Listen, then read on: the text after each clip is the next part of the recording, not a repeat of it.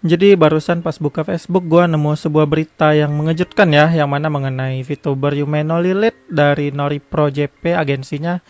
Itu dia retire ya di sini karena termination kontraknya atau kontraknya dibatalkan atau di cancel lah karena beberapa alasan pada Januari 10, berarti tanggal 10 Januari ya. Dan ini agak sedih sih sebenarnya karena Yumeno Lilith ini adalah salah satu VTuber yang benar-benar gua subscribe tanpa rekomendasi orang lain gitu. Gua pernah nonton juga beberapa kali, gua nemu di YouTube murni dan gua subscribe karena suka nonton beberapa kontennya. Memang nggak sering gua nonton, tapi apalagi akhir-akhir ini jarang gua cek, dan tahu-tahu udah ada pembatalan kontrak aja gitu ya kan. Jadi ya cukup sedih juga sih, udah 100.000 lebih juga subscribernya, dan buat alasan pembatalan kontraknya ini itunya apa namanya tuh dokumennya ya, pas gua terjemahin jadinya itu kayak gini. Ya, setelah gua baca-baca lagi, itu alasan kenapa dia dihentikan kontraknya itu karena beberapa alasan seperti tindakan yang diduga melanggar hukum, tindakan yang melanggar perjanjian kerahasiaan. Karena hasil terjemahan ini agak belepotan ya. Terus ada juga pelanggaran terhadap kontrak, pelanggaran serius katanya di situ.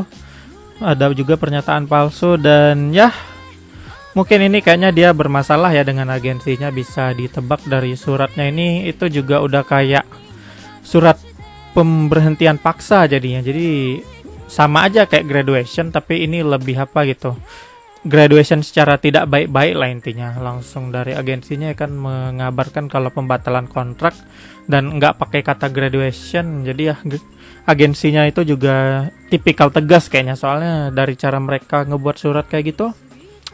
Jadi ya itu ya gimana ya. Gue juga walaupun subscribe ke Yumeno Lilithnya, cuman nggak terlalu sering nonton, dan gue juga nggak tahu konteksnya.